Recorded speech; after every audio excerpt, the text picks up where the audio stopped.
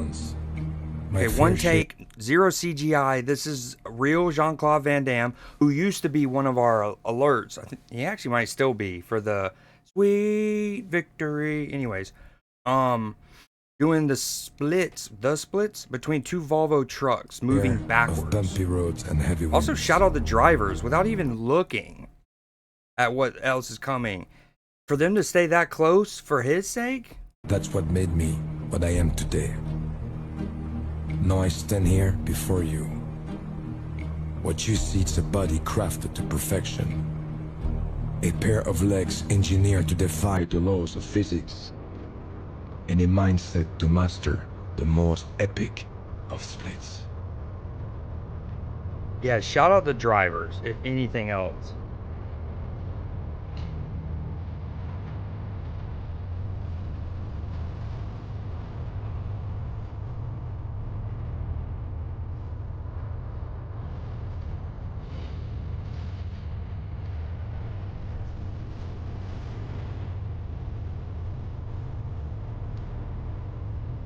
Yo, I love Jean-Claude Van Damme. Yo, I love Jean-Claude Van Damme.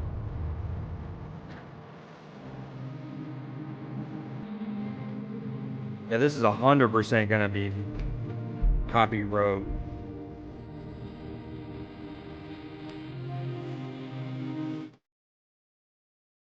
Okay, my hero doing goat things. This next one's called Florida Man Things Part. And at this point, we don't even know how many Florida Man things we've shown. So it's just one of the thousands. Shaking pretty bad. It was nerve-wracking. I about cried. Andrew Smith says he was fishing on Pensacola Beach when he saw a swimmer struggling in a rip current about 100 yards offshore. Rip currents are no joke. And also, what's crazy is on the TV that I passed not too long ago. They were talking about like what to do during a rip current and how like you don't swim with it. You gotta perpendicular yourself. Sitting there, and this girl came running and asking if anybody could swim, and I said no, I absolutely cannot swim. And I looked down at the drone and I was like, well, the drone can swim, I can't. That's when Smith grabbed his drone, which he uses to cast bait. He tied a flotation device to the drone, hoping to fly it out to the teenage girl, but he missed on the first try. And I flew it out, and it was a terrible miss. I released it too early. It was really windy. By now, the girl had been battling the rip current for 5 long minutes. Then someone gave Smith a second flotation device. I lowered it until you could see her hands grab it, and then I lowered it a little more and I released it, and then she climbed on and started like floating. If it wasn't for that second drop, she wouldn't have made it. The EMS said she wouldn't have made it, the cops and the lifeguards. The girl was able to use the flotation device until first responders arrived. Now, this isn't the first time they've used this. Using a drone to deliver flotation devices has actually been proven very effective in the past. Some have even created drone task forces trained in this kind of rescue. And this latest incident is getting even more safety officials to look into doing this, guys. You know, we're just thankful that young girl is safe. Yes. All right. Real. That dude, hero. Okay, next one. Baby Flams Flaps. Oh, you gotta peep this one, Blue Jay. I think this one's a cute one.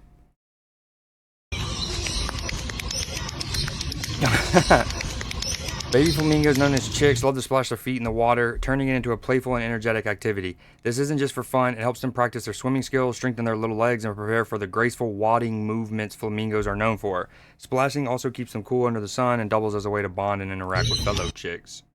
So tip tap.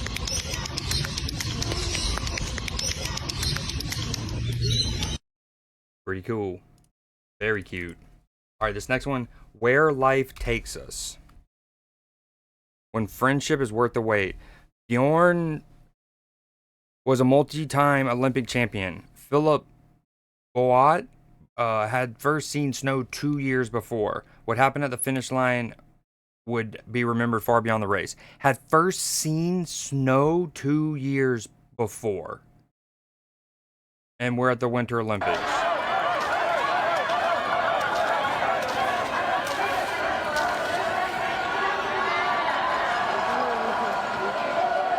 1998.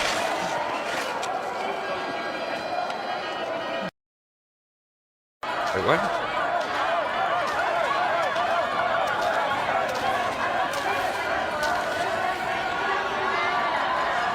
Oh, there's another slide. This is also, I feel like, super loud. Too bad there's no volume slider on Instagram videos. One of the travesties of the modern era. It was his 6th Olympic gold, which was a Winter Olympic record at the time. Norway. オリンピックチャンピオンゴールドメダリストビョルンダーリーノルウェー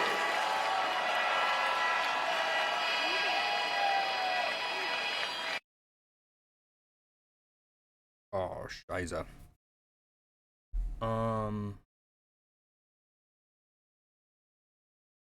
Okay, sorry, I'm also...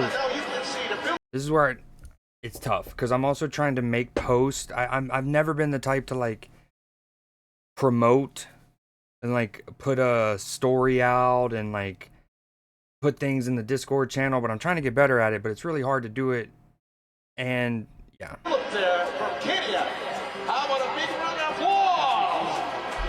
The Norwegian Olympian waited for the final competitor to cross the finish line. That's already pretty dope.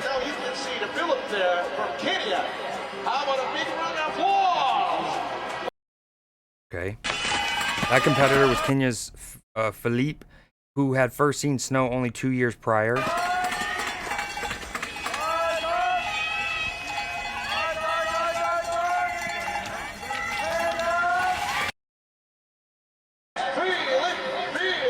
Recalled feeling like he was winning an Olympic medal thanks to all the people cheering him on. That is pretty dope.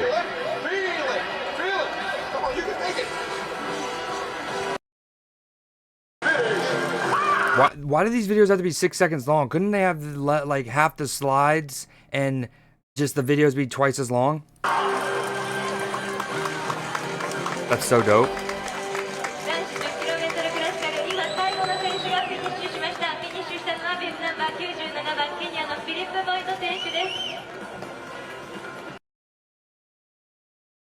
The pair's friendship went down in history as one of the most moving moments of the Winter Games. This is in 1998. Speaking of history, he became the first ever Kenyan to compete at the Winter Olympics.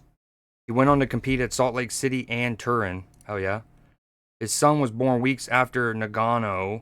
Guess what his name is? That's cool. That's really dope. I love that. Okay, I'm actually going to skip the next one. It's about the New Orleans Jailbreak. I think I'm going to do all that at once because it's several. This next one's just entitled Bust Down.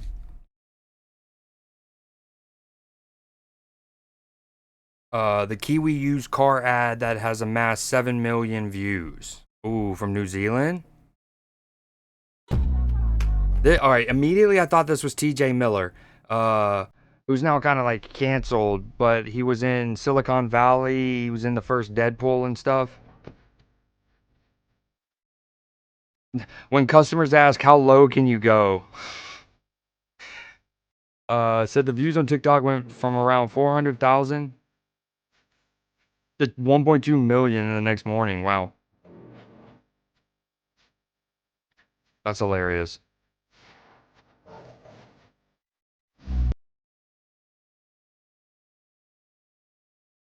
That is smart. Alright, funny sports interview. We show these pretty often. These are always great.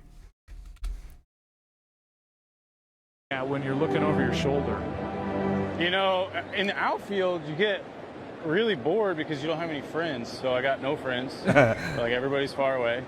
So, you know, you got to find ways to entertain yourself. I do a lot of grass kicking. I like watching TV. That's the biggest TV I've ever seen. I like grass kicking. I check my hole for gloves. Still there. My glove for holes. Yeah, I was going to say, I was going to correct you, but then you know what? You're wearing a microphone in the middle of an all-star game. You can say whatever the heck you want. That's good. That's well said. All right, hold on. I got 2 more to send, and then we would have sent all the messages. We would have sounded the horns, and then we're fully locking in. Just that simple.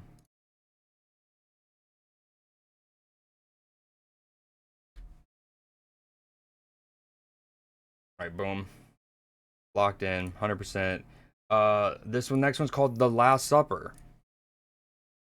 Oh, I think this is one of the few that I've actually seen all the way through, just because I was worried. So a guy ordered his dog's last meal from Texas Roadhouse and was blown away by how they responded. Hunter from Pennsylvania wanted to make his Great Dane Iris's final day special before she was put down due to an untreatable nasal growth. He ordered a steak dinner from Texas Roadhouse, noting it was her last meal. Moved by the message, employee Kate Weston prepared the meal with extra care, adding handwritten notes and decorations, and the staff ordered gave their condolences. They even covered the cost of the meal, shared the experience on Facebook. That's pretty cool. It just blew us away. She was put down later that night. I haven't checked my emails, and I saw they also refunded my meal. Oh, look at that, enjoying it. Nom nom. I'm so sorry, Kate, Maddie, Abby, Lyra. And then he put in the special instructions, last meal for our dog. You better believe that was the best steak I've ever cooked. I love that. Made with love. Okay, this next one, Cowboy fans catching strays.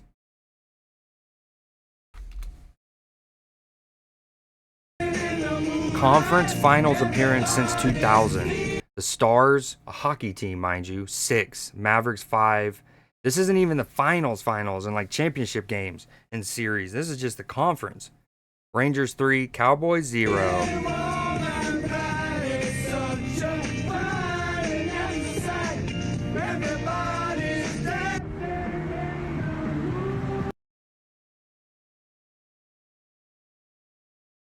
All right, this next one, another Cicada brood. Keep in mind, we are playing catch up a bit with these. So this one's from May. Wow, The so sound loud. of spring or summer is on its way back. That is the sound of cicadas. A rare brood of cicadas that comes like clockwork every 17 years has begun to emerge in the eastern half of the U.S. NPR's Amy Held explains. For the first time since 2008, Brood 14 is back. Some have been sighted in Tennessee, North Carolina, and Ohio. They're expected to emerge from Georgia to Massachusetts. Considered the second biggest of the dozen or so known periodical broods,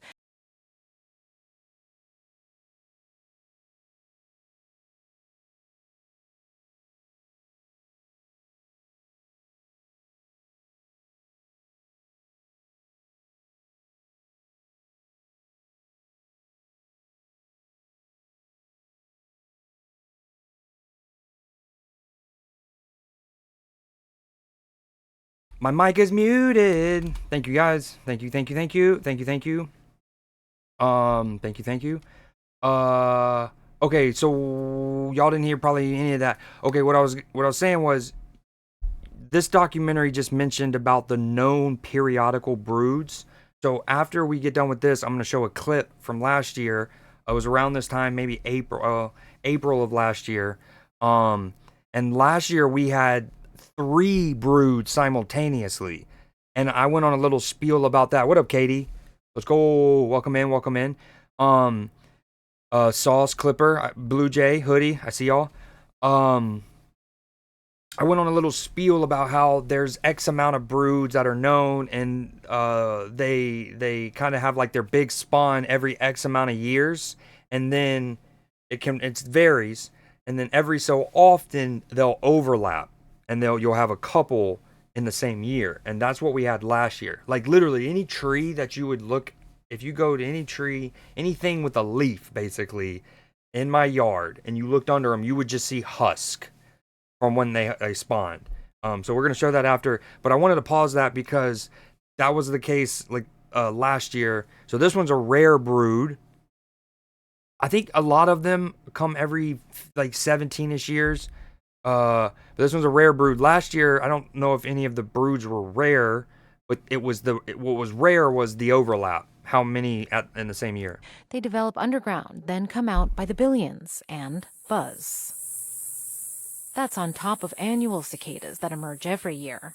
Experts say far from being bugged by them, the insects give big benefits, improving water filtration, providing birds an important food source, and with their above-ground stay typically lasting just a few weeks, their decomposing bodies provide nutrition to the soil, but not until they've ensured the next generation, to be heard from in 2042. Amy Held, NPR News.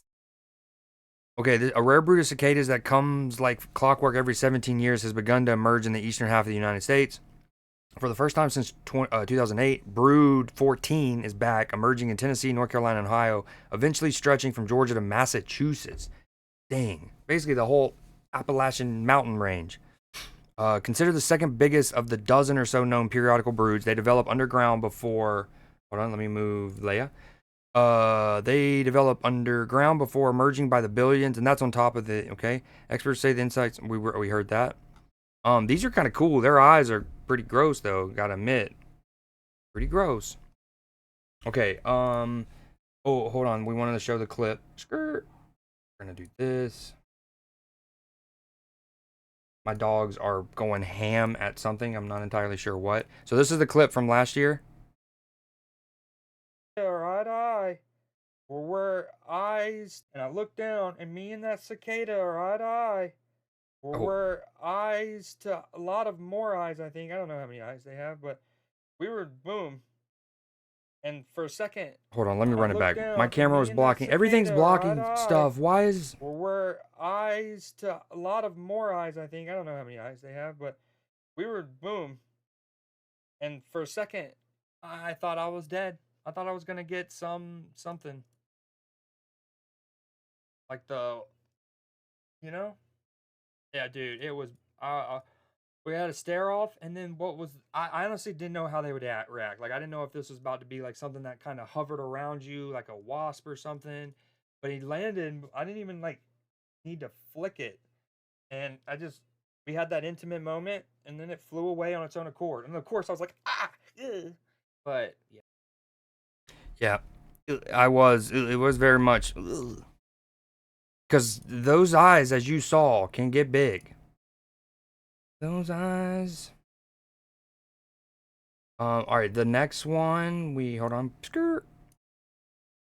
Hold on. Music, okay, boom, boom, boom. This next one, glass house, no good for birds.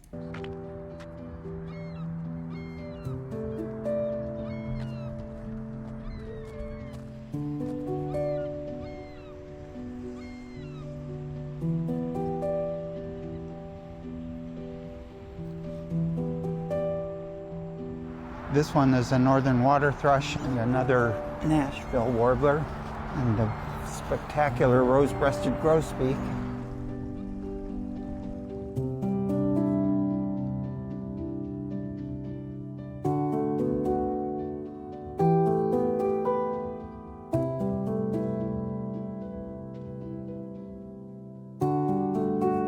Swear there's always a horror movie in this.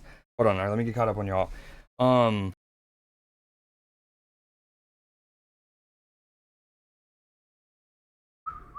Brood 14 sounds like a special forces unit. It does. It sounds super sick. Definitely, even like if it was something from Pokemon, it sounds cool. It could definitely be something from a sci-fi series. Muted. Okay, you're muted. Get it together, scrub. Thank you, thank you. What a bunch of rude broods. Ooh, Clipper, that's good. That's real good. I was about to play the sound. What sound? Interessante. Okay.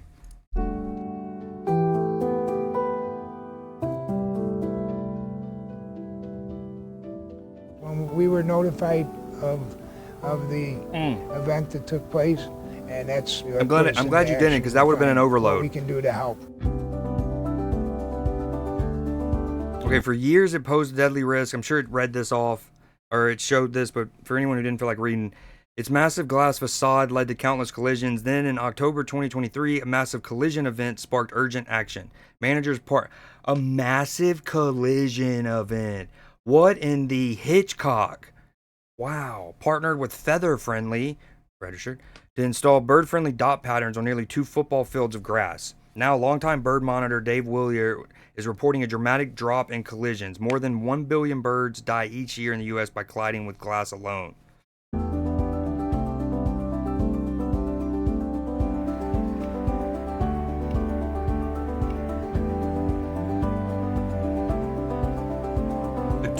What did that say? A 2 by 2 inch. So I think it had like dots. I'm sorry. Last year I need to was dial it in. 1,000, 1,500 birds in the fall. The year before was close to 1,000. This fall has been a total of 50. Down from close to 1,000 down to 50. I have no hesitancy in saying this is an effective way to avoid collisions. There are lots and lots of solutions out there, and maybe each building Just little dots. requires something slightly different, but this certainly seems to be working here.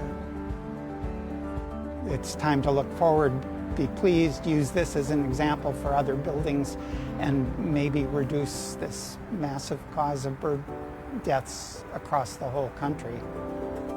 Yeah, but may I play devil advocate?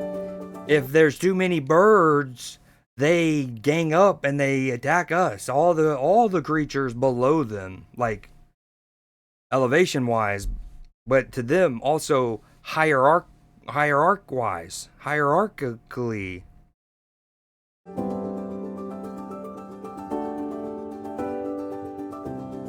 Inexpensive and effective. All right, this next one's called. While we're on the topic of birds, it's a cool visualization of some of the migratory patterns of some birds. I thought this was cool. So the different colors represent some different species, and you see this is March through June, and these are all here in South America. You got these guys. And it's kind of, you know, are some of these also the same yellow? That looks like an orangish, but here we go. Now we're in Central. Oh, that's really cool. Bunch of, Mexico has birds for days.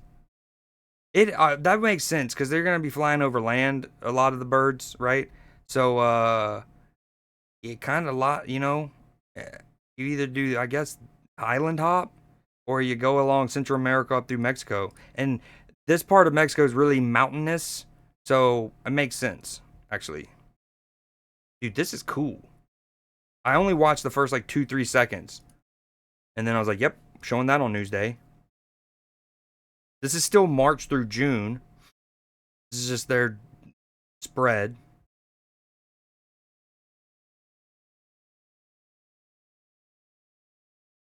Look how, and it's like, this is, like Great Plains-ish. Yo, what up, Microdose? This is, Great Plains area. So, well, I mean, kind of this is too. I wonder why they avoid. All right, so Western Colorado right here, some of this is the Rockies, obviously, right? Western Colorado. This is the Rockies, so I guess they like mountains, but not too high.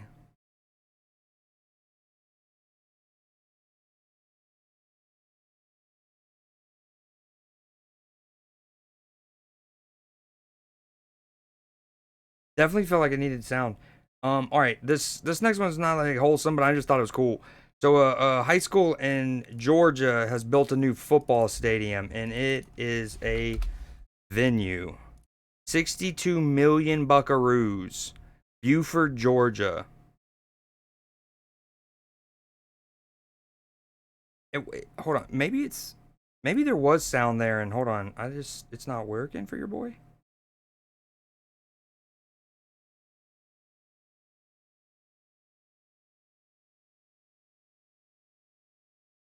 Y'all hear anything?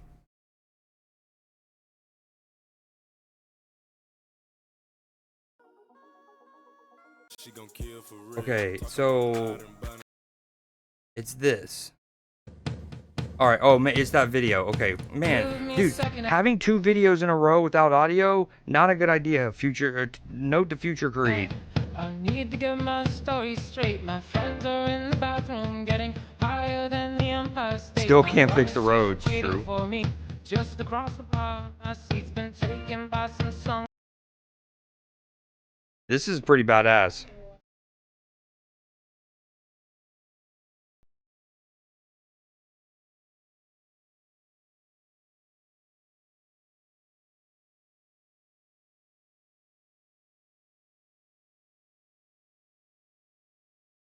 Okay, we get it.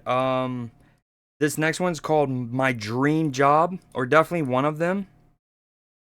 It's a little Post Malone. So he's doing like sound engineer stuff, right?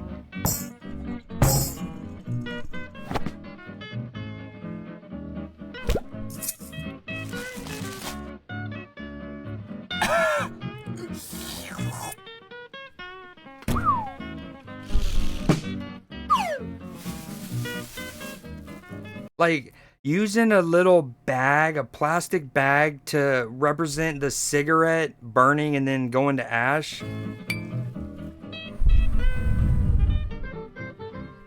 Cheers, man. Once you nail it, it feels so good. I know. So much fun.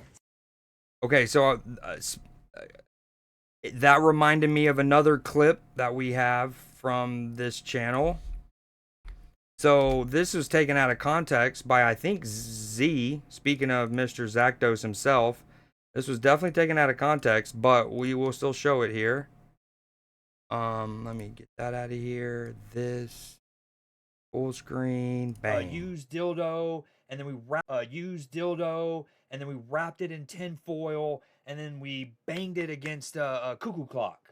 Obviously, it's like, yeah, oh yeah, I get it now. The Okay, so what I was referring to was like how sound engineers will use the most random, obscure thing to make something completely kind of unrelated. Like it's like a sci-fi door on a spaceship, and they'll just, you know what I mean, use a pencil getting put into a USB drive. But at the time, that's the analogy I went with. Dildo, and then we wrapped it in tin foil, and then we banged it against a cuckoo clock. Obviously, it's like, yeah, oh yeah, I get it now. The I mean, incredibly well trimmed to get your boy out of context. You gotta love it. All right, back to our normally scheduled programming. Boom. This next one, why do mosquitoes bite some more than others? It's a question that's been around longer than backyard barbecues. Why do mosquitoes seem to bite some people more than others? Well, now science may have found the answer. Here's Stephanie Gusk. Nasty, pesky, blood-sucking mosquitoes. Is it true? Are some people bitten more? It's true. Everybody asks. After a 3-year study, the scientists at Rockefeller University have discovered one of the reasons why. Long-chain carboxylic acids. What? Carboxylic acids, which is a fancy technical term for these greasy molecules that live on your skin. Bacteria eat those acids and create a... Yo, what up, Leafy? We're just doing some NUESDAY, so we're locked in. Cheese, you know, stinky cheese, blue cheese, feet, foot odor. That's the smell? That's the smell. And some of us smell more than others. Are they paying high schoolers now? Subject 33. That's a... I mean, how far away are we, given where college football decided to... I mean, college football did not... Like, hey, we're just going to stick our feet in the water. They're like, we're going to drunkenly stumble in there with no guardrails. We found this exceptionally mosquito-attractive person. Scientist Maria Elena Deobaldia led the research. Nylons worn by the subjects were placed in a device she built herself. The mosquitoes were drawn to the strongest smell. When you put them head to head, just don't be a greasy lad, apparently. Striking. You won't get mosquito-ridden. Results will improve repellents. In New York, mosquitoes are an annoyance, but in much of the world, they're spreading deadly diseases. Like yellow fever and malaria, killing more than 700,000 people a year. Better repellent will save lives. For now, here's some summer barbecue advice. If you hang around with people who are less attractive than you, you'll be the most attractive person at the picnic. What we really need to do is find somebody who stinks more than we do. Absolutely. Okay, stinking and attractive, I mean, there is an element of connective tissue there, but like, Shallow How 2 needs to feature her. The scientists say changing soaps or your diet makes no difference. The mosquitoes will find you. Stephanie Gusk, No, NBC News. wait. The mosquitoes, 33. The scientists say changing soaps or your diet makes no difference. Oh, then we're all just chalk. Some people are just naturally NBC News. bug bait, dude. Sucks to suck. All right, this is the same thing, but from the Washington Post, real quick. Yep. Hold on. Boom. Same thing. 100 times more attractive to the female type of mosquito, responsible for spreading bad, not great diseases. Could lead to new products that could mask or alter certain human odors, making it harder for mosquitoes to find human blood and potentially curbing the spread of disease. All humans produce that acid. Waxy coating on their skin is then eaten by the millions of beneficial microorganisms that colonize our skin. In large amounts, the acid can produce an odor that smells like cheese or smelly feet. That smell appears to attract the female mosquitoes on the hunt for human blood, because without it, they won't have enough protein to reproduce. Think of it like a big protein shake. No thanks. Over the course of 1 minute, to take in the equivalent of 150 pounds of food and then use that to produce eggs. Wicked. No, we won't. We're not going to visualize that. So this next one's called Nut in My Wood. Old oaks have stood their ground for some 500 years. But a closer look reveals something astonishing. Acorns, by the tens of thousands, yo, what up, polar bear? Are tattooed into every nook and cranny. Someone has hammered each and every one into the bark. That someone is actually a band of little bright-eyed, clown-faced acorn woodpeckers. The trees are their prized possessions because every autumn they produce a windfall. Thousands upon thousands of nutritious acorns. Maybe it's the camera zoomed in, but I don't remember acorns being that big. The acorns are woodpecker gold, high in vitamins, minerals, fats, and protein. Collecting them is the woodpecker's obsession. The acorns are ferried back up to the tree and packed into small holes pecked out for the purpose. This turns acorns into treasure, a seasonal abundance that can be made just to last. Storing it away for later. I like that. This next one, would you try this? I'm curious if y'all would get on this like ride thing here. First out. It's in Bangkok. It's a tilting experience. 296 meters above ground from the 75th floor. Door tilting experience in Bangkok. Overseeing Bangkok's skyline from the highest rooftop in Bangkok. It's located at King Power Mahanakhon. You will be given a watch that shows your heartbeat. You will be tilted to 75 degree at 196 meter high.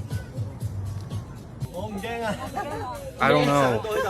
Just take train to BTS Changnamsi station to get here. I just think that like if I'm gonna risk it, I need a little bit more thrill than just like leaning forward, right? Like I need to be going on like a loop-de-loop or something where it's at least like wicked, and then we're gonna bite the dust. This next one's called Happy Birthday Tucker. Tucker is not a human being. Big ol' hippo. Dude, those things are massive. Like, we were talking about them in stream a couple weeks ago about like, I think they're an underrated powerhouse in the animal kingdom.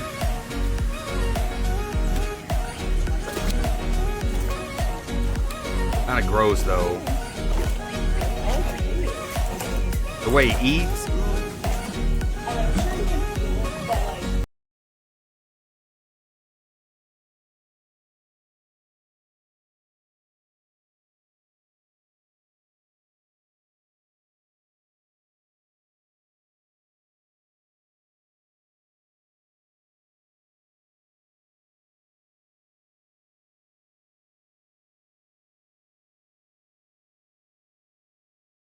Those things are massive.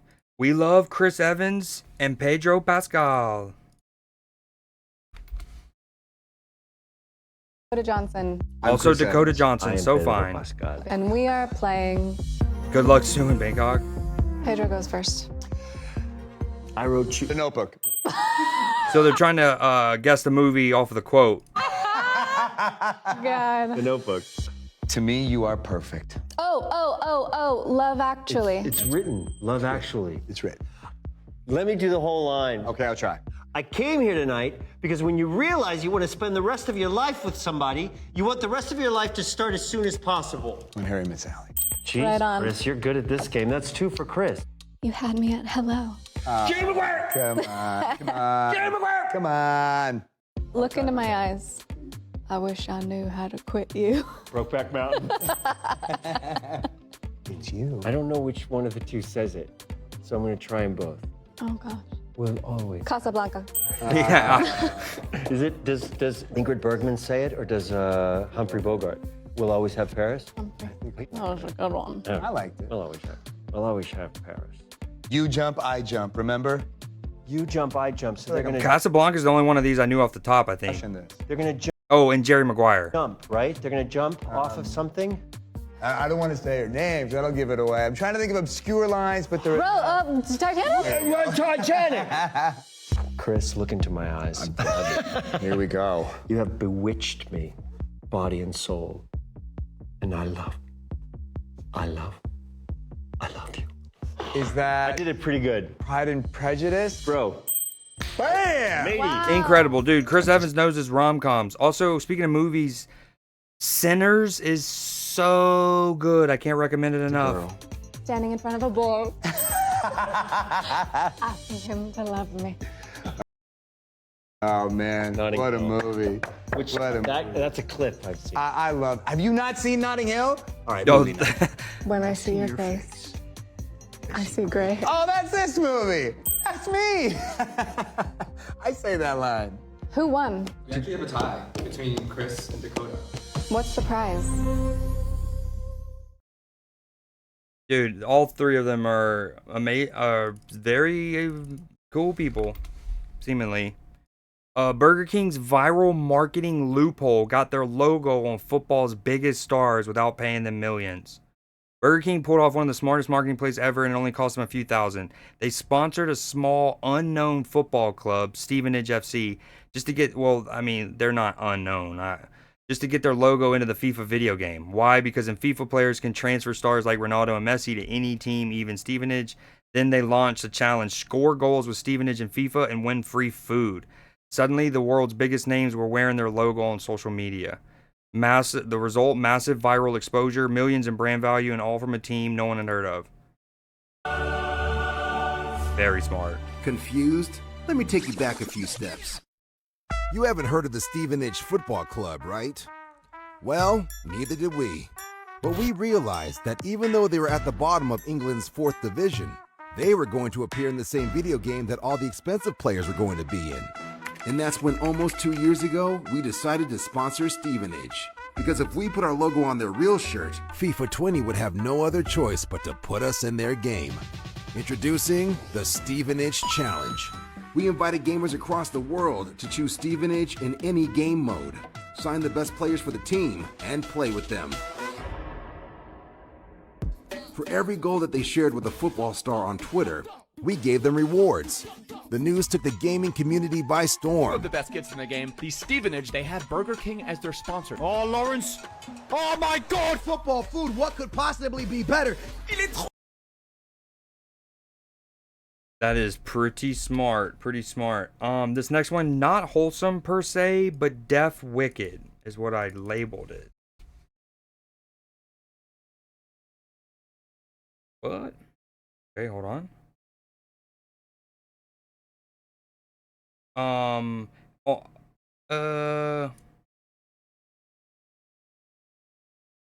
Yeah, we'll still show it.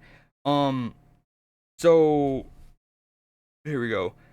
Now, the driver only suffered minor injuries. If they were worse, I wouldn't show this, but look how trippy this is. Just a nice casual sunny day in suburbia Chicago, Addison to be specific, okay? And then apparently investigators believe a leaking propane tank being carried in the trunk may have triggered the blast.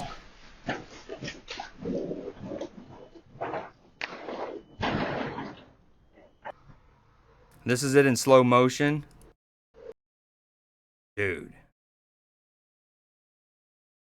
I mean, wicked. The shrapnel everywhere. That car, I wonder how its windows are doing. This next one's, we're getting to the last couple for this week. This next one's called Another Pat McAfee W. This was from back in his playing days, if I remember correctly. Hold on, let's get this out of here.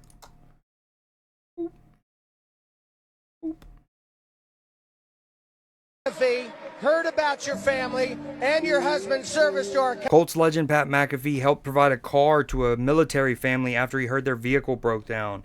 At the same time, Pat also surprised the family with their dad, whom they had not seen in a very long time. country and wanted to thank you personally for all that you do. Pat McAfee. 12th man, we're going to need you this second half. So I caught wind that you guys had car problems earlier this week. So whenever your dad gets home, and whenever your husband gets home, I think you guys need a great vehicle. So I went and bought you guys a brand new Toyota Highlander. Okay? Now wait. Now, my friends that wish for our heroes, we get a little bit worried about Blue being all by himself, okay? So we said we need to give him a friend to ride with. So Blue, who'd you bring? Go welcome home your dad. Dude, so dope. Not only get in the car, but then have the dad in the car.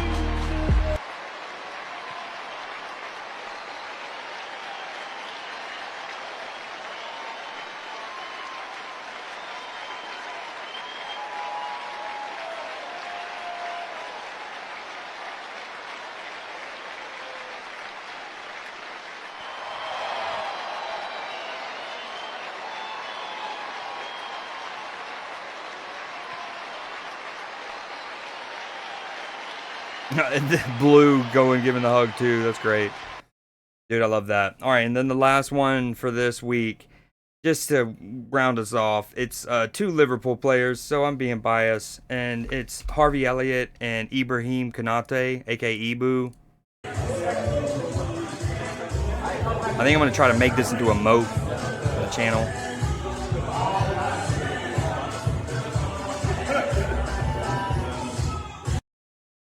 All right. I did mention that I might like freestyle a couple more news days, like without getting them officially set up, but just kind of like click on them.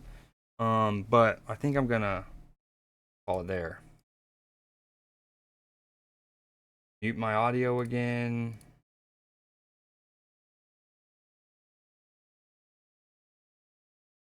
Boom. Yo, Polar Bear, are you still there? And free ball it. You know the vibes. No, hold on. Okay, so if we do it that way, we gotta go here. Yeah, I still have a lot of catching up to do. If we show this, I'm at the end of May in terms of getting us caught up. A couple I wanted to show though. Actually, I'm glad you said that, Clipper. A couple that I wanted to show because they're recent and it was cool. This was wicked. Talk about Florida man.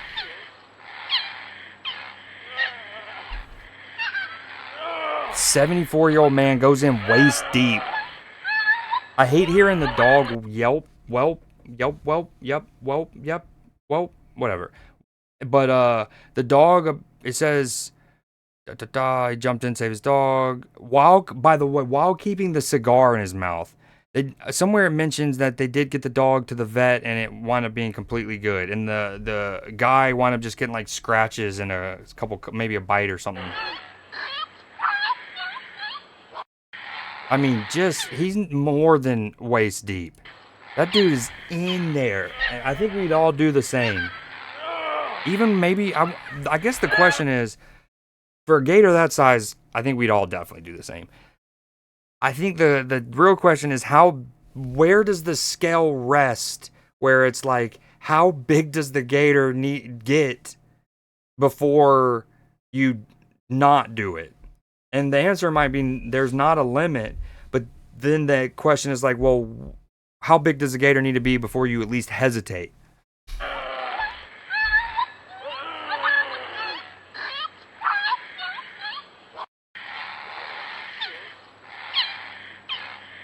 And my thing is like, I love my dogs, and I don't know if I'd sacrifice my life for them. So it depends on also like how deep the gator is. Like, is he able to get him into deep water quickly and I got to go in? Like, this dude's pretty deep though. This dude's a ball. Like, he literally picks the gator up and pulls him to the shoreline with the dog in his mouth. Thankfully, it was a little gator. Okay, so that was one I wanted to show. More recent one. This might get picked up as copyright in the VOD, but I thought this was cool. I like the visual. First off, I like Marshmallow, but I love the visuals of this.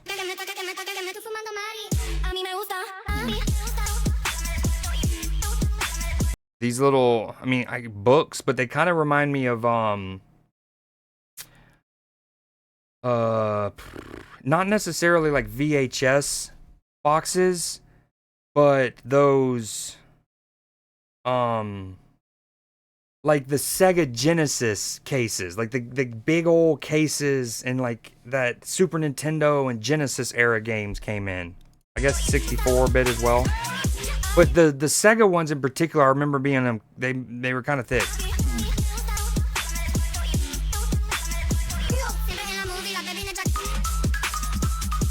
Oh, microdose. Also, speaking of which, at some point I might, if you're down, let chat listen. Not tonight necessarily, but like let chat listen to some of your little mashups. So microdose has been picking up the hobby of like mashing, doing drops, little house music, whatever you want to call it.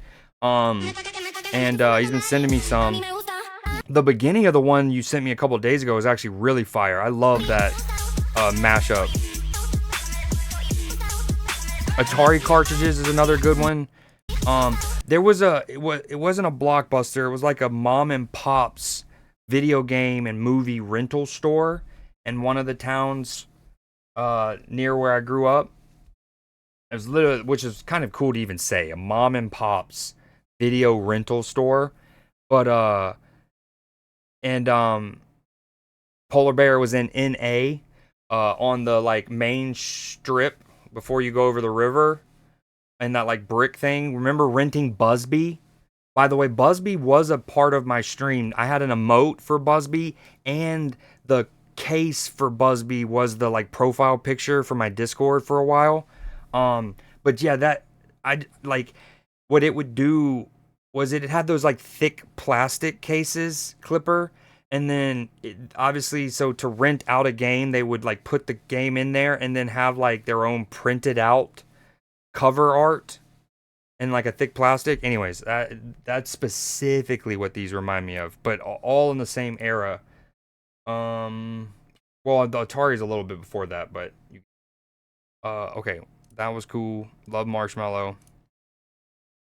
Yo, this was trippy. So many might know that France spent a lot of money to clean up the Seine in time for the Olympics last summer because they wanted to be able to host like swimming events and stuff, and it ultimately didn't get there.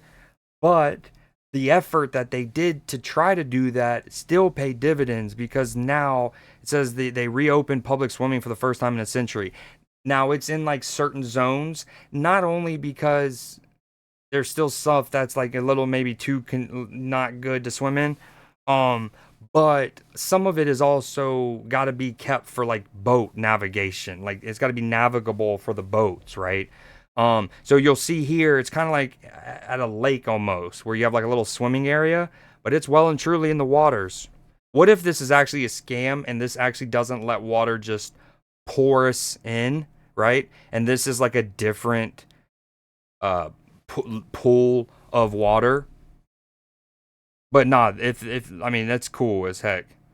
Like I would have absolutely wanted to be there. I'm not even a big like swimmer. I can swim, and when I am swimming I like it, but I don't like, oh, want to go swimming today. But I would have definitely tried to go day one. Very cool. And I think it also depends on the days. It's not open every day. Santa Clarita native wins U.S. National Yo-Yo Championship at just 10 years old.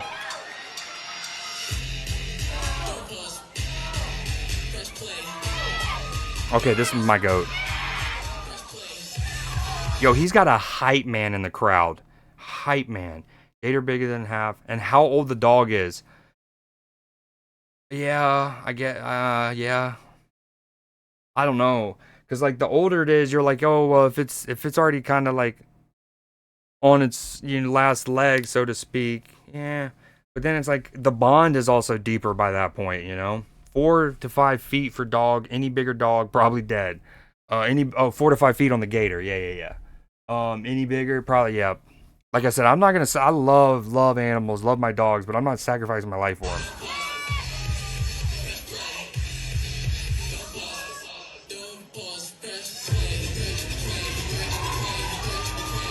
No way. You still wouldn't, you would wait a while?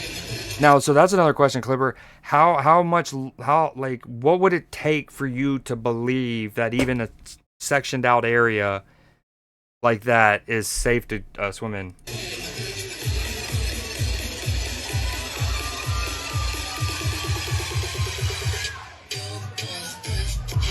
Dude, wicked. Oh, dude, he actually like made like a legit 100 years of no humanity, like a actual like perfect circle. Yo, what? Go. Okay, I know it's yo-yoing, you always pull them back, but that was the like sharpest pullback I've seen in a whip. Not that I watch yo-yo stuff a lot.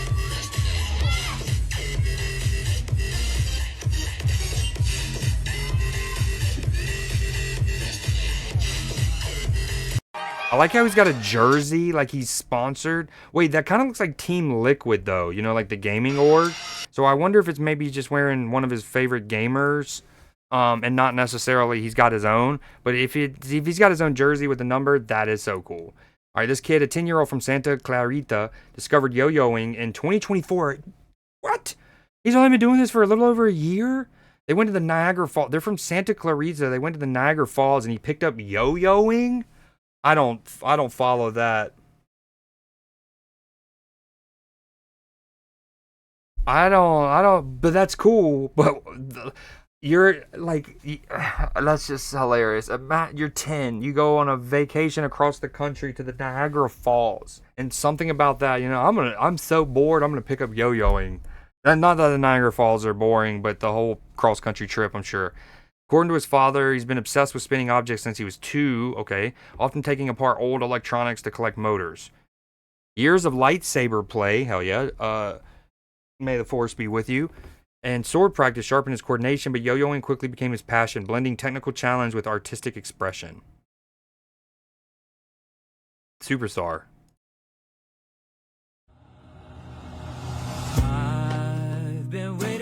Oh, he's doing it while snowboarding? Nah, we're not in this kid's league. We're not in this kid's ballpark, bro. Okay, skiing, not snowboarding. Oh, this dude. I don't like saying aura too much. You used to live in Santa Clarita? Dude, I'm just blown away by this kid. Yeah, the mid was garbage. Well, hold on. In regards to your song, I didn't mean it like that. I don't know if I actually listened to all of it. But what I'll pull it up. Well, I got to mail it. Next stream, I'll have it up. But I just remember getting to that first drop and was like, oh, he mixed those two together. That's sick. I think I texted you about it. The Smothers Brothers are rolling over in their grave. Are they like elite yo-yoers? Did you just drop yo-yo lore? Buddy, he had a gift shop and he's a dog now. That's the timeline I like to envision. He's like, you sure you don't want a postcard, sweetie? Nah, this little cheap yo-yo that says Niagara Falls on it, or Splashtown, USA on it, I want.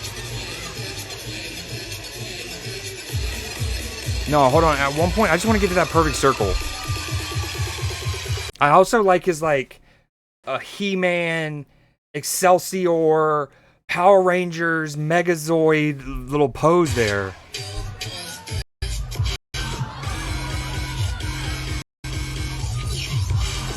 Wait, it's coming up. Hold on. I think I just passed it. But you saw there was a brief one. This is wicked. No, it hasn't. Oh, wait, that's not it. Looks like it, not it. Dude. We call that the hemorrhoid. Oh, no, no, no, no, no, no, no. No, no, no. I need to break this down. This needs like full film study. Like, I'm Greg Cosell. What a reference. But like, skirt. Dude, he like bounced it up.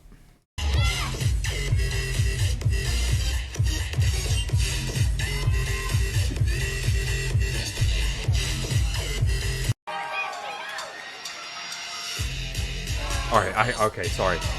That's one of the cool. I'm in love. Again, I'm just freestyling this at this point. We really, if we wanted to, hold on, let's go back up.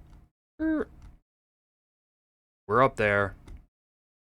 Although some of these I showed ahead, like I was trying to show Matchy and Lux, but it was for the Chicago Pete. We also last Newsday we did splooting. Just to remind y'all, it's sploot season. Sploot like nobody's watching. Splooting is when like an animal just like lays out flat like that, often to kind of like cool themselves down. Is that Surge I see? Oh no. What up, Blue Jay? Would be perfect for a music video cameo. Absolutely, absolutely. Oh no, I didn't mean to do that. Oh, we could have undone everything. So this is the voice guy for the train system of Chicago. Sort of recognizes my voice. Your voice sounds familiar, and I just go, I know where they're going, and I just go, do you ride the trains? Yeah. What's your stop? Monroe, and I'll just go. We're a comedy duo in the 60s and 70s, and had a bit called Yo-Yo Man, where one of them did stupid yo-yo tricks. Monroe, and they. Even after 27 years, Lee Crook still finds it surreal. He's heard on every CTA bus and train. It's remarkable how quickly Google knew that. I did SMO, and it was already autofilling. Is it weird when you hear your voice? Always, almost every time. Crooks got the gig back in 1998, in the beginning of his voiceover career. One day my agent called me up and said, hey, the CTA is going to do some pre-recorded announcements. Do you want to audition? I'm like, yeah. Standing customers, for your safety, please hold on at all times. So he sent his audition tape and hoped for the best. It took CTA 6 months to confirm he was hired. He auditioned celebrities. I like this. It took CTA 6 months. They auditioned women, of course.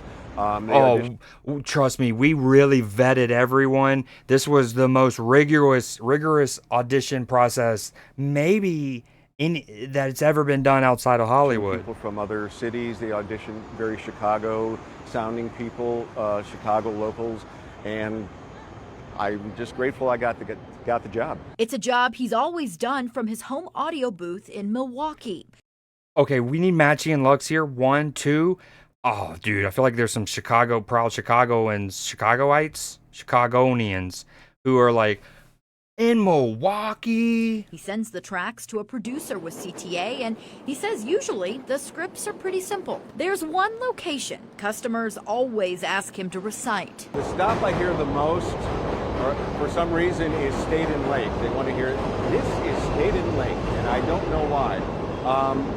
They will sometimes want to hear Harold Washington Library. He says he has just one message to writers. Doors closing. But in all seriousness, Crooks couldn't be more gracious for his years with CTA. I hope to be doing it until my voice completely gives out. Somebody maybe sort of recognizes my voice. You're so dope.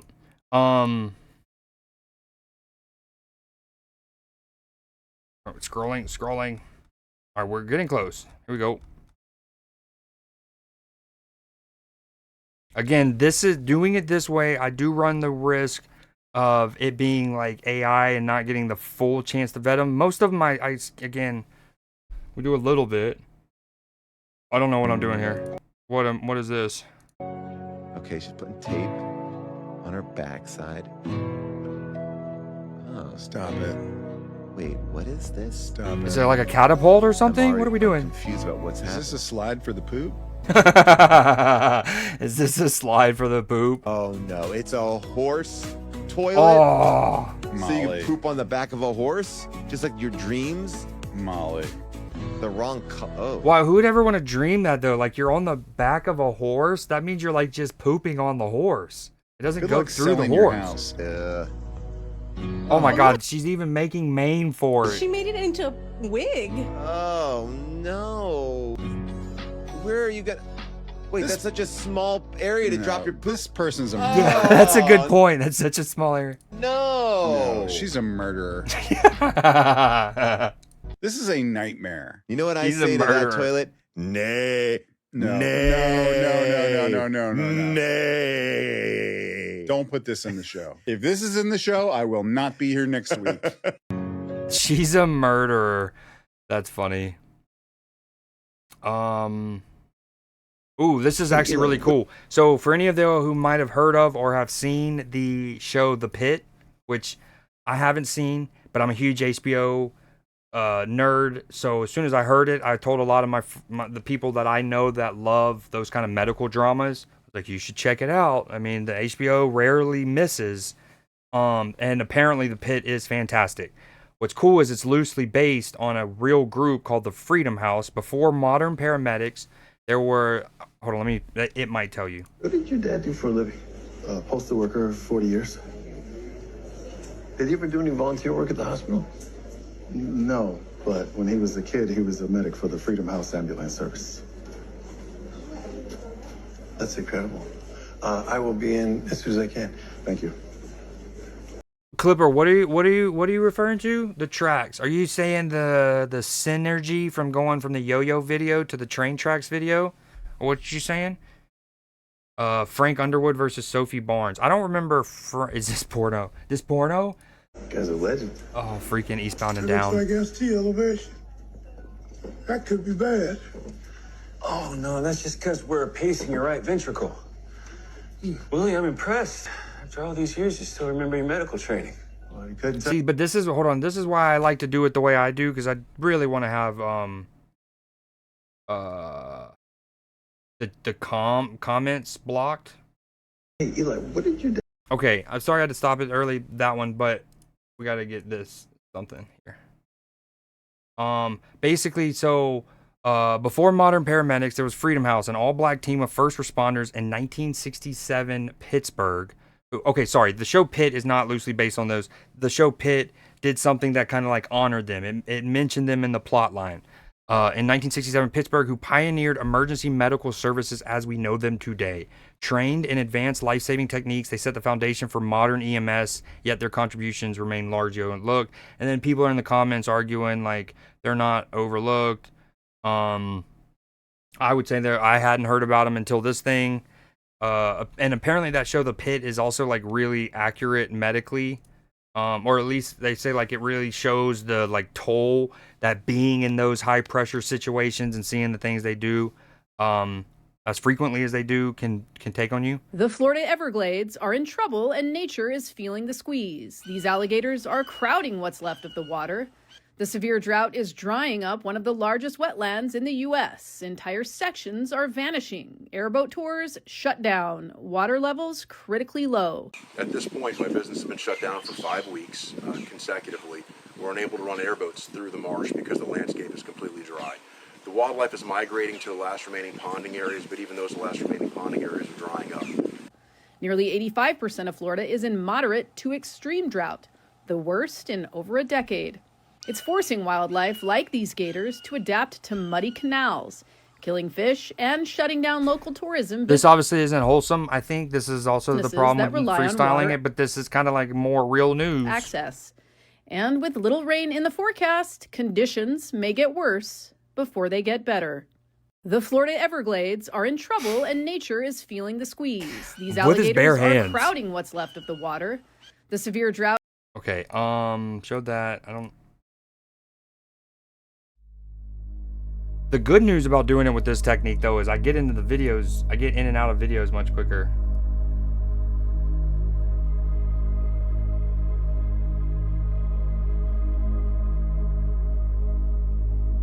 Hawaii's Kilau. Never mind. Volcano erupted in spectacular fashion on Sunday with lava fountains exceeding 1,000 feet. Some might say that. What up, Daz? Some might just say that's microdose after Taco Bell. You know what I'm saying? What up, Daz? He's so handsome and cute. All right, we're not actually getting in microdose. Well, you know better.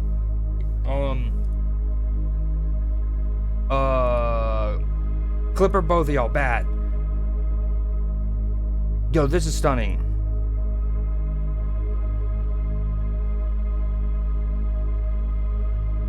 No real politics during Newsday. All right, that the raw power of nature. Okay, this isn't really Newsday, but and then you remember we're getting caught up. So this is from May. It's so dope that to have, you know, a lot of championship parades will play Calvin Harris songs because he makes bangers, right? But to have Calvin Harris be like the actual DJ for your truck, the top side of the bus, is extra fire.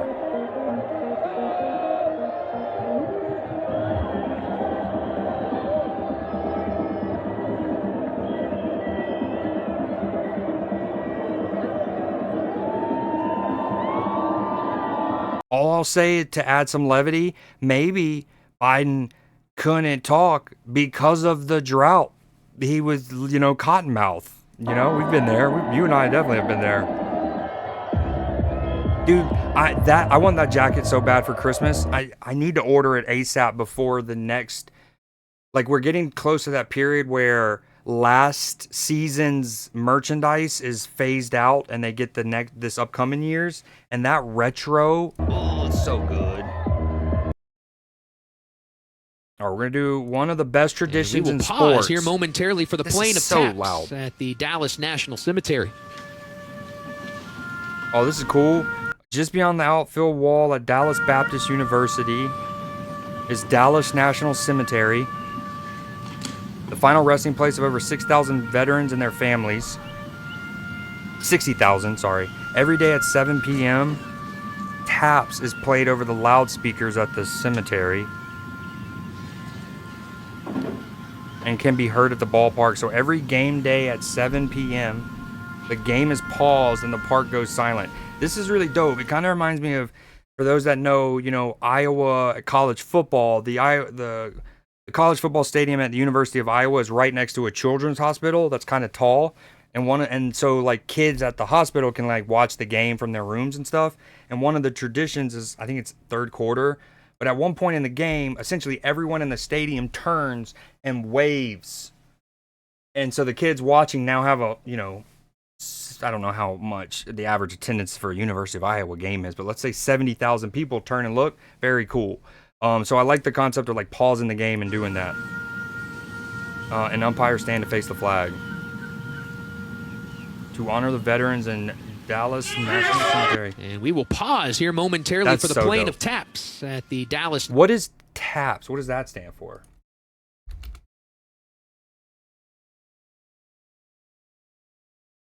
Tragedy Assistant Program for Survivors? I don't think that's it. TAPS Bugle Call. The bugle call sounded to signal lights out, flashbang, at the end of a military day and during patriotic memorial ceremonies, and that's where I've normally heard it. And I've been to, what's it called? The Tomb of the Unknown Soldier at Arlington National Cemetery, and I think they play that too when they're changing the guards. I could be wrong. Played by a single bugle or trumpet, maybe played in context. The tune is also sometimes known as Butterfield's Lullaby. Day is done. Daniel Butterfield, that hair, the mustache, this little tsunami curl, I need that. I need to grow the tsunami curl. That's what we're calling that. Okay, that's really dope. Let's do 3 more and then call it a Newsday. We're almost at, what, an hour and a half? Yeah.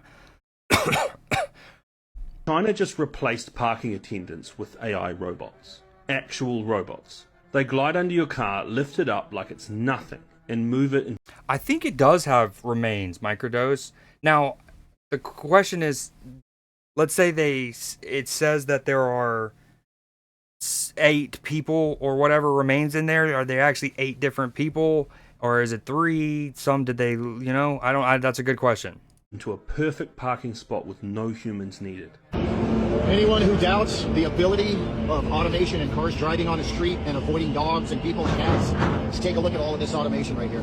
While the rest of the world is still battling with tight parking spaces and scratched bumpers, China is rolling out autonomous parking robots, and they are seriously next level. These robots, powered by artificial intelligence, are equipped with sensors, cameras, and even LiDAR. They don't just assist you, they do the parking for you. And not in some futuristic concept lab. This is happening right now in 3 cities. I think the premise is that it's like maybe burnt or so damaged that you can't extract DNA from it. I don't know. I mean, I would imagine like a bone, I would assume even down to the cellular level you could get DNA, but I am no geneticist. Our boy Naples is, or something. China, and it's due to be fast expanded. Here's how it works. Compare a controlled area that is totally automated with no randomness to a busy street. Oh, for sure. Like, how quickly and how practically could this get deployed in, like, obviously, like New York, Chicago, Shanghai, Beijing, places like Macau, right? And we see things similarly, like, I think somewhere buried in the videos I've wanted to show y'all, is the Rotterdam port, which is one of the busiest ports in the world. And so much of its operation is now entirely automated. It's just drop, lit, like, it's crazy.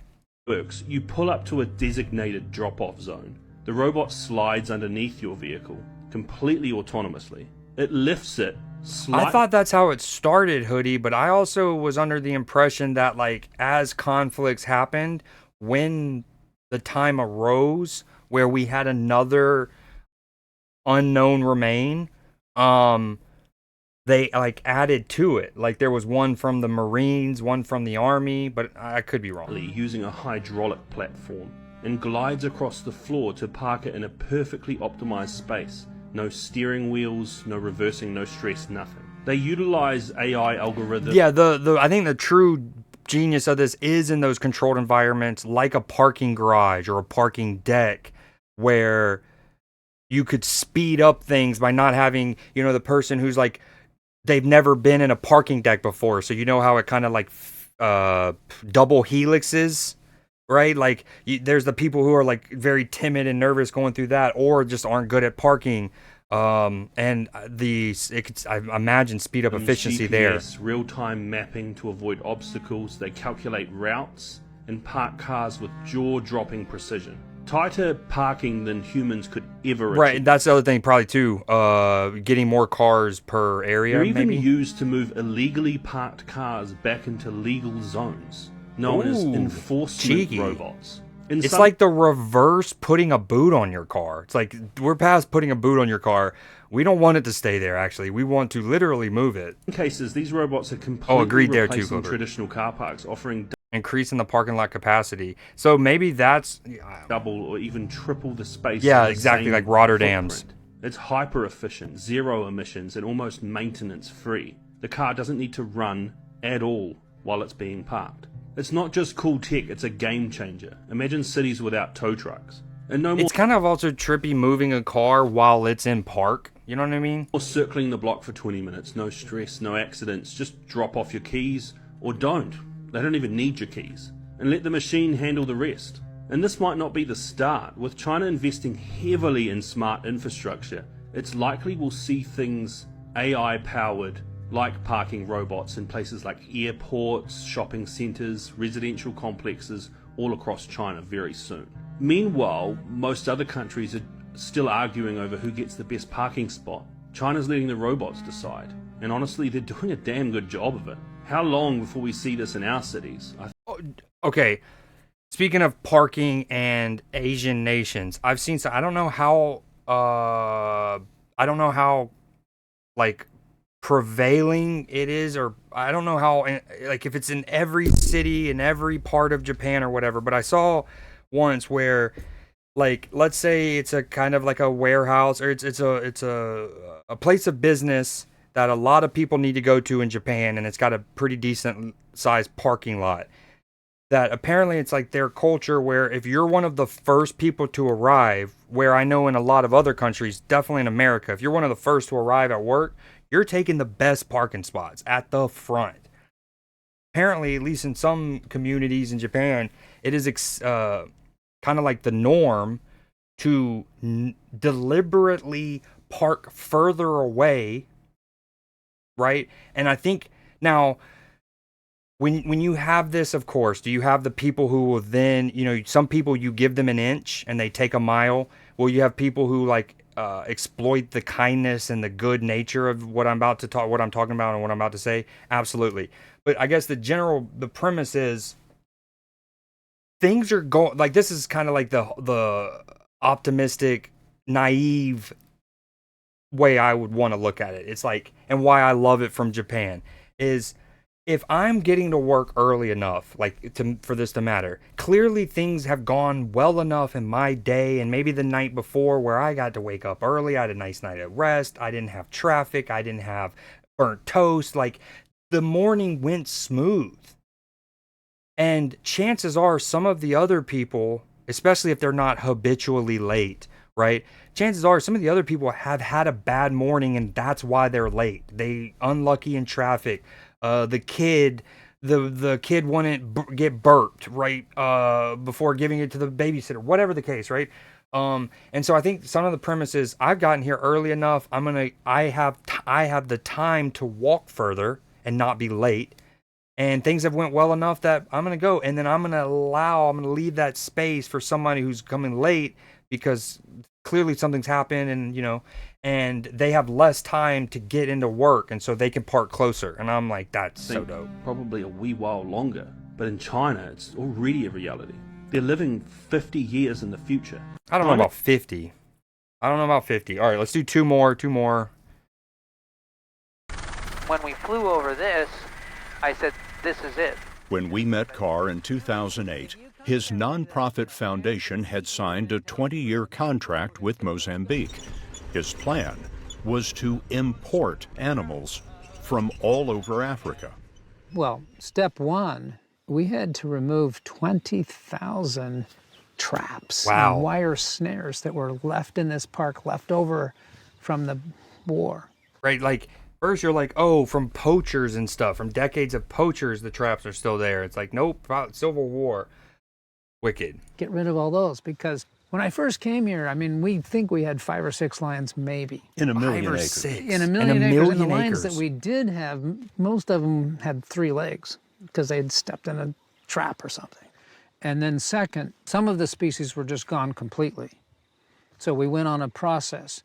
First, bring in the herbivores. So we bring in 200 buffalo. We bring in 200 wildebeest. We bring in some zebra. And then when you got enough herbivores, then you're going to want the carnivores back. So we reintroduced leopards. Science is so important. Hyenas. The lions, all by themselves, their numbers just took off. So from 5 or 6 lions when we started, we now have probably 200. When we flew over this... So fire. Witnessing the Japanese Tsukumo indigo vat is like watching a dream unfold. Pure magic. The moment the yarn touches the vat, it emerges yellow-green, and within seconds, as it meets the air, it turns the most beautiful shade of blue. For some reason, I actually forgot to show one thing, from my list of stuff that I had already gotten ready for Newsday. Like right now, we're just kind of freeballing it. I had like a comprehensive little thing about the New Orleans gel escape, and we want to get that back. And that'll be the last thing we do on Newsday.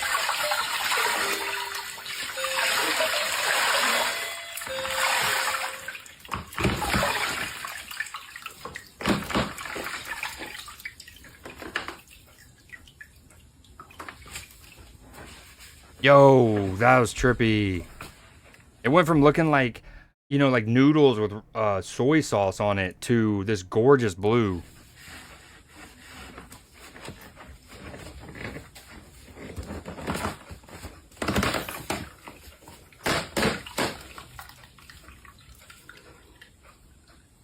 Wow, this comment just took me out. It says, he's not wearing any socks. I thought he was wearing socks.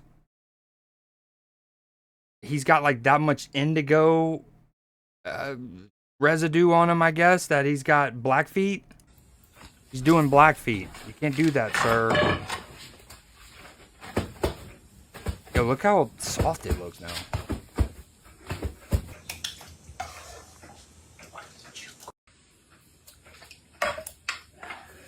Oh no, you can talk about Leia. She's the scruffy one of the bunch. I don't know if you've seen Speedy yet, but that's Leia. I think that picture's funny because I say that's her paint me like one of your French girls pose. Did we already watch this? Yes. Dude, that is wicked. Also, yeah, his feet, crazy. All right, so the last bit of Newsday for this week, we are going to look at the New Orleans Jailbreak. Now, again, we were playing catch up, so this happened, I think, initially in April. I think. So we're gonna start with this. We showed a bit of it. How do I do this again? We showed the first part of this last week, and basically 10 inmates from a New Orleans prison escaped, and it was this like elaborate Shawshank Redemption-esque like breakout kind of thing where they saw, like, here's a picture of it. Sorry, Leia, gotta move you a bit, little mama. Okay. So part 2 says, this is late May, a maintenance worker who worked at the jail is accused of helping facilitate the breakout. The worker allegedly shut off the water to a toilet in an apparent attempt to help clear a way for the inmates to escape. Okay, so there, and then we go the YouTube. In New Orleans, quite the development here. A local jail maintenance worker now under arrest, accused of helping 10 inmates carry out a brazen escape last week. The video is wild. This news coming after police captured a 4th man yesterday. 6 other inmates, though, still remain on the run at this hour. According to investigators, they broke out by cutting a hole out through a cell wall, just removing the rebar. Leaving that was like a 8-lane highway. Cell wall. 10-lane highway. They're just sprinting. Removing the rebar, leaving a written message behind saying it was, quote, Appaloosa. Too easy. NBC News correspondent Ryan Chandler joining me now from New Orleans. Ryan, thanks for being with us. Obviously, there were rumblings of assistance along the way. You can here. say murmuring, sir, if you want. From the jail employee. What more do we know about that? Yes, Sam, we've been reporting for days that the sheriff's office believed this to be an inside job, saying that this would simply be impossible unless they had help. Now we're seeing the first arrest of a jail employee, the attorney general releasing a picture of 33-year-old Sterling Williams. He was a maintenance worker at the Orleans Parish Jail, and they allege that he assisted these inmates by turning off the water in the cell where they dug that hole. That was dug behind the toilet, so they needed the water shut off for the plumbing. And the Attorney General alleges that that worker was happy to comply with that request. Instead of reporting them to authorities, he's now facing 11 criminal charges, 1 for each inmate that you see running out the door there, and another for malfeasance in the office. We just heard from the sheriff, Sam, for the first time in days, where she says she takes full responsibility for this and is cooperating with investigators. Did that say he's going to get a charge for each person? I'm not saying he shouldn't, but man, that is going to sting, dog. Investigations to get to the bottom of it. All right, so calls for accountability there as well, right? Like the local district attorney told you that he's concerned not only for the public, but for his own family. Tell us why and the reason he's slamming the sheriff's response to the escape. So, Sam, I think it's important to understand what charges the current fugitives are facing. One of them is a convicted killer. 3 more are charged with murder and 1 with attempted murder. Well, the New Orleans district attorney told me he personally prosecuted that convicted killer. Now Hold on, sorry. 207. I just now realizing I have that in the wrong thing. Indiana just obtained this new surveillance video from the Orleans Parish DA's office showing some of the escaped inmates from the Orleans Justice Center walking in the CBD. Take a look at your screen there. It shows the inmates walking in an alley near Barone Street just after 2. This is what I was going to show you next. In New Orleans, next. Quite the development here. A local jail maintenance worker. Killer.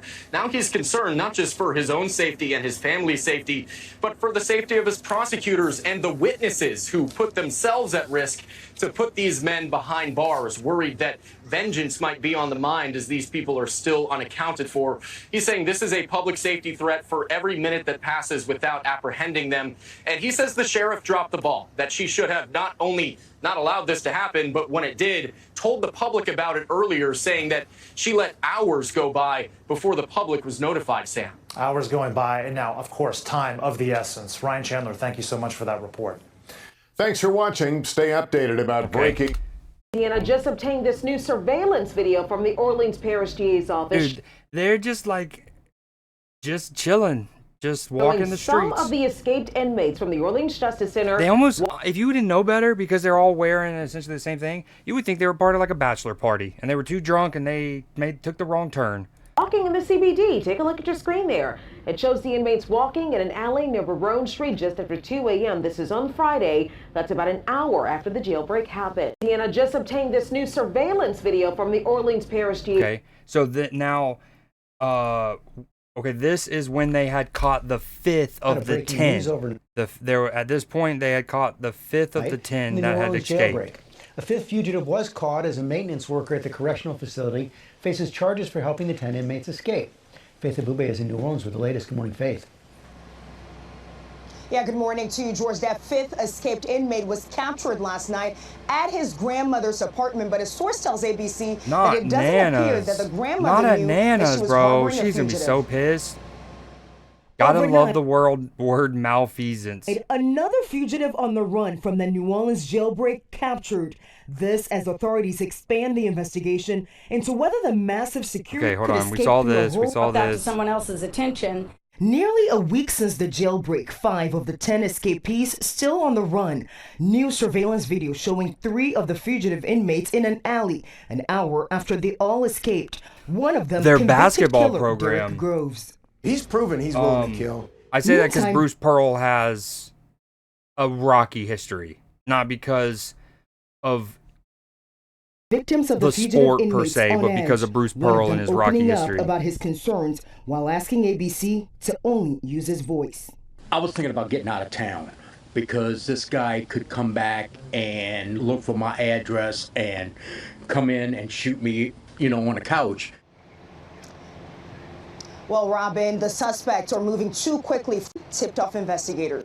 Wait, he was moving too quickly? Suspects are moving too quickly from one hiding place to another, but investigators say the public is helping, including an Uber driver who picked up at least one of the fugitives and then tipped off investigators. Robin.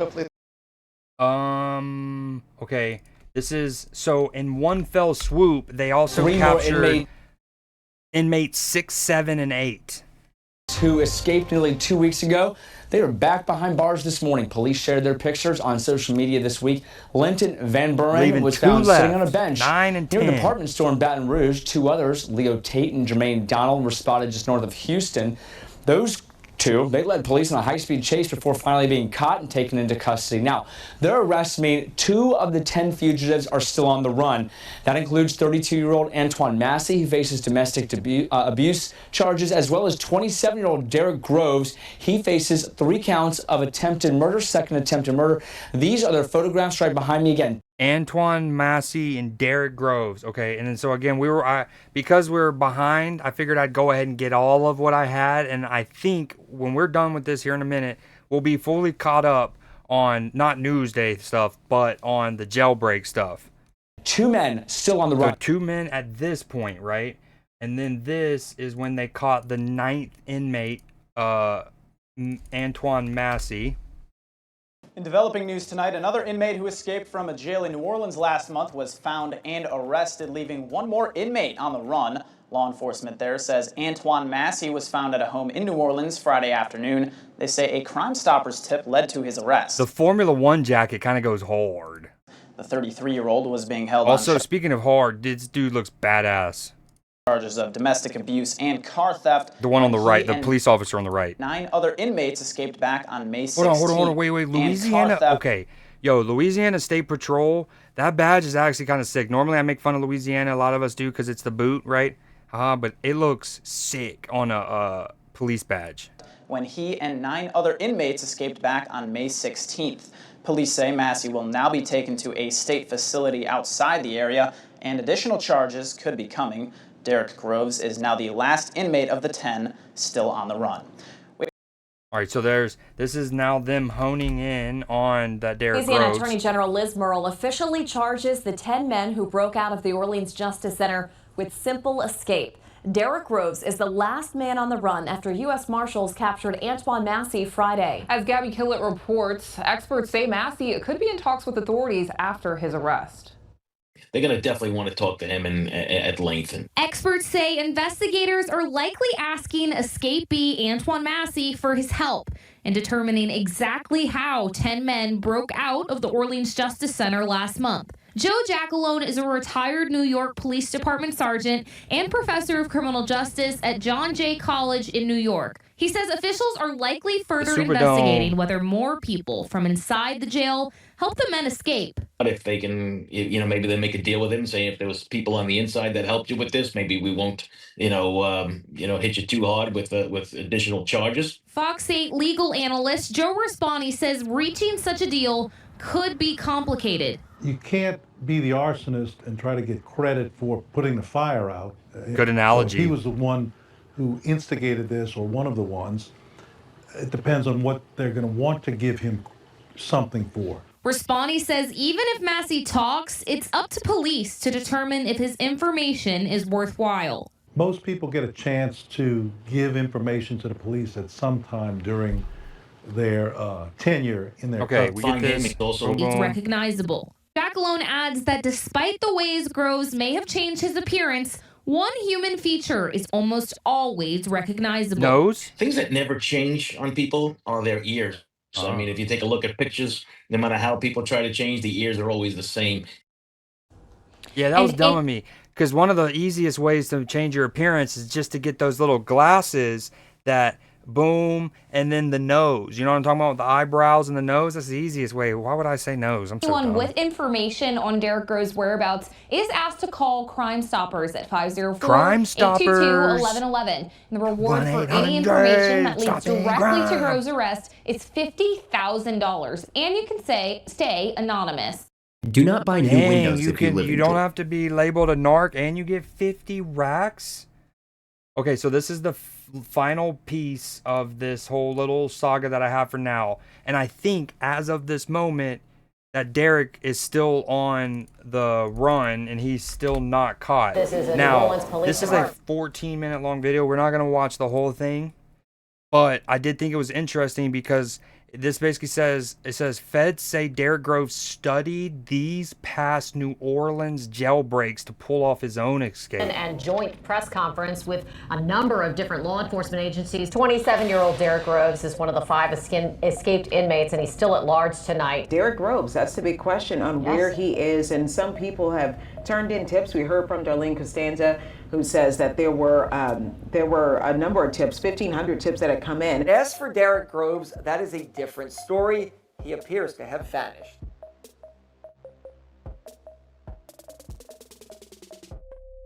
In the city that Cal forgot, the party made its way into the prison. And trust, once this party hit Orleans Parish Jail, it ain't never left. Long before the wild-ass breakout of 2025, New Orleans was already the stage for the most reckless, lawless, and downright embarrassing jail saga in the country. This ain't no new thing, no. Nah, this jail been a damn joke for years. Inmates popping Budweiser, snorting cold, shooting dope, running dice with stacks of hundreds, and even pulling live bullets out of pistol on camera. It was Mardi Gras in that bitch every night. Yeah, this jail doesn't sound like it had itself flashing the little I don't know if I should criminal be meets you can show double guns in jail. videos like Then this on came stream or whatever. 2021. The high security youth facility and went full Grand Theft Auto mode. Drove 100 miles like it was gym class. He didn't even bother hurrying. Took the system 2 weeks to round them up. Then March 17, 2022 hit. 5 more teens broke through the damn ceiling. 3 years earlier, did you say 5 more teens? Then March 17, 2022 hit. 5 more teens broke through the damn ceiling, crawled through an attic, dipped out the side, and straight up through the ceiling, out an attic. Stole the truck. These ain't grown men we talking about. These little dudes escaped the high security youth facility and went full Grand Theft Auto mode. Drove 150 miles, crashed out in Appaloosas. That's not an escape. Dude, I actually referenced Appaloosas a little bit ago. Them boys took one of the few cities in New Orleans other than Baton Rouge and Shreveport and New Orleans that I know about. A mini field trip like they was in elementary school. Appaloosas. A few weeks later, April 10th, another one stole off on the Stafford and peeled off. Why she giving me excuses? I know she from Appaloosas. Lockdown, just deuces. Then June 16th, they cut another hole in the ceiling. Same time, 2:20 a.m. The joint was basically an escape room with no Twitch, time. if you gave inmate.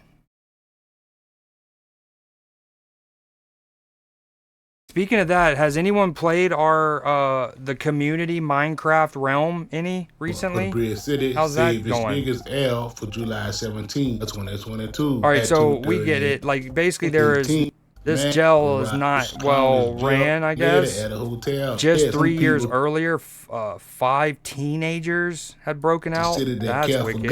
And that Derek Groves had learned from it. It's not just a failure; it's a very wicked. All right, that's officially Newsday. That's almost 2 hours of Newsday. We did like an hour and a half on Sunday, which is very good. We're getting way close to getting caught up.